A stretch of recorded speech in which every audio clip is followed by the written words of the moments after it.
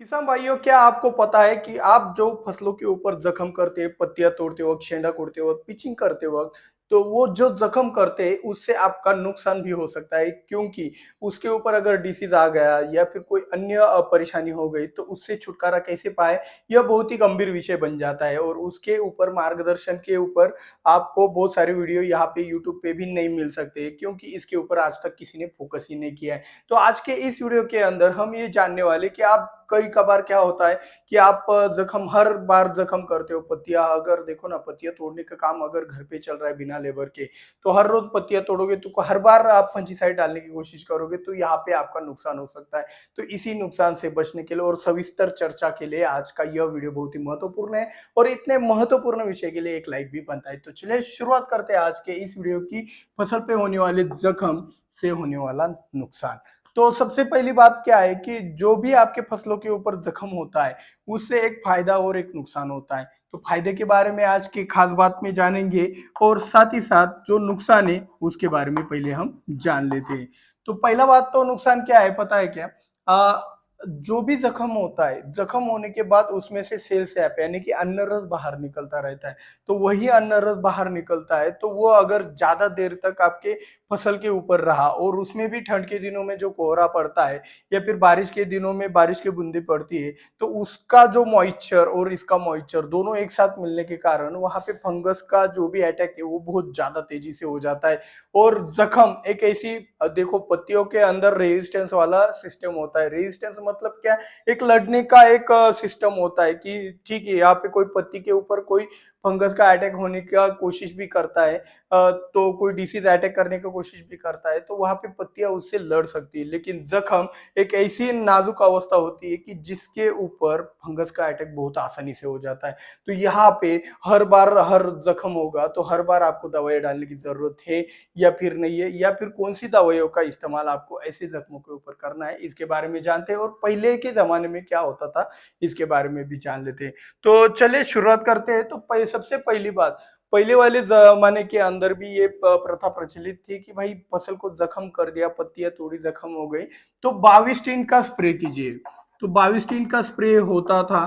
तो अभी के जमाने में भी बाविस्टीन का ही इस्तेमाल ज्यादातर किसान पूछते हैं, सर जी आज पत्तियां तोड़ने का काम हुआ तो आज बाविस्टीन डाल दूं क्या? तो ये बाविस्टीन पुराने जमाने में अच्छा था जख्मों के ऊपर तुरंत डालने के लिए, लेकिन आज का आधुनिक जमाना है तो इससे भी बढ़िया वाली दवाइयां मार्केट में अवेलेबल है जो कि बहुत अच्छी तरीके से कार्य करती। पुराने जमाने में बाविस्टीन M45 के अलावा कुछ और दवाइयां नहीं थी, बोल्डेक्स मिक्सचर हो गया, रेडोमिल हो गया, तो इतनी दो चार दवाइयां छोड़कर मार्केट में ज्यादातर दवाइयां अवेलेबल नहीं थी, और ये भी ज्यादा पावरफुल नहीं था। इसीलिए हर बार जख्म होने के बाद बाविस्टीन का स्प्रे किया जाता था। अभी देखो, रोग ना आए तो आपको क्या करना है? तो समझ लो, उदाहरण के तौर पर आपने कुछ फॉलिकेयर डाला है, इक्वेशन प्रो डाला है, मेलोडियो डाला है, एलिएट डाला है, या फिर कई तरह की दवाइयां मार्केट में अवेलेबल है, करजेट हो गया, तो वो स्कोर हो गया, क्वांटाप हो गया, तो ऐसी तरीके की कोई भी दवा आपके जख्मों के ऊपर कार्य कर सकती है।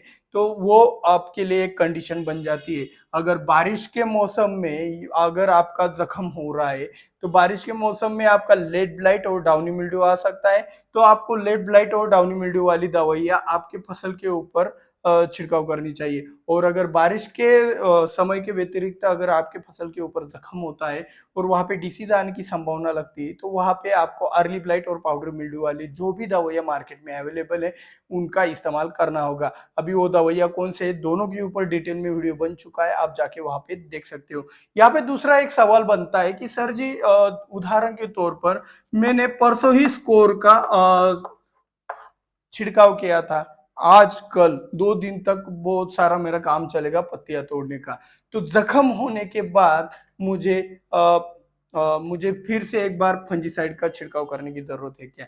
तो यहाँ पे आपका जवाब बनता है नहीं, आपको कोई भी एक छिड़काव करने की जरूरत नहीं है, क्योंकि आपने 2 दिन पहले ही एक अच्छा वाला फंजीसाइड आपके सिस्टम के अंदर डाल दिया था। तो ऐसी सिचुएशन में आपको दोबारा स्प्रे करने की जरूरत नहीं है, बेवजह थकने की जरूरत नहीं है। तो इस तरीके से सिस्टेन हो गया, ये माइक्लोबिटेनिल भी एक अच्छा फंजीसाइड है, और एक नासिक एरिया महाराष्ट्र का छोड़कर यह दवाई बहुत ही अच्छी से कार्य करती है, क्योंकि नासिक के अंदर इस दवाई का रेजिस्टेंस बहुत अच्छे से डेवलप हो चुका है फंगस के अंदर। बाकी बाकी एरिया में ये अच्छी तरीके से वर्क करता है लॉन्ग टर्म में, और जख्मों के लिए भी अच्छी तरीके से कार्य करता है।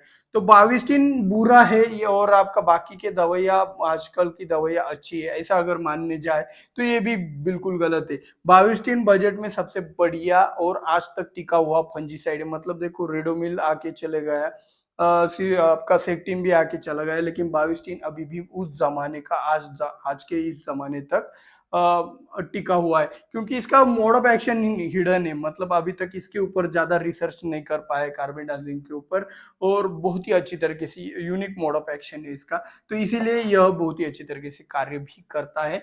लेकिन यह इसकी तुलना में बाकी के भी अच्छे अच्छे फंजीसाइड है जो कि महंगे है। तो आपका एक बजट के अनुसार ही ओपिनियन होना चाहिए कि आपको किस फंजीसाइड का इस्तेमाल करना है। तो अभी हम बात जान लेते हैं कि भाई जो जख्म होता है उससे फायदा भी होता है क्या? जी हाँ, जख्म से फायदा ये होता है, भाई आप जख्म कर रहे हो आपके हाथ से, वो बुरी वाली पत्तियां या फिर पीली पड़ी हुई पत्तियां या फिर रोग जिसके ऊपर आए हैं वो पत्तियां निकालते हो, इससे उस जख्म से तो फायदा होता है। वो बात मैं आपको नहीं बताने वाला हूँ, आपको ये बात बताने वाला हूँ कि जो जख्म होता है, जख्म से फसल के अंदर तैयार होता है इथिलीन। तो इथिलीन क्या होता है? एक प्रकार का एक संजीवक, एक पीजीआर है जो कि जख्म के अंदर नेचुरली तैयार होता है। और यह अगर नेचुरली आपके फसल के अंदर तैयार हुआ तो इसके परिणाम स्वरूप आपके फसल में जो भी नाइट्रोजन के अधिक स्तर के ऊपर जो भी एक दुष्परिणाम आपके फसल के अंदर होते रहते हैं वह रोकने का काम भी यह बहुत ही अच्छी तरीके से करता है। इसीलिए कुछ कुछ किसान अगर उनके फसलों के अंदर अगर नाइट्रोजन अत्यधिक होता है तो वो थोड़ा बहुत जख्म भी कर लेते हैं।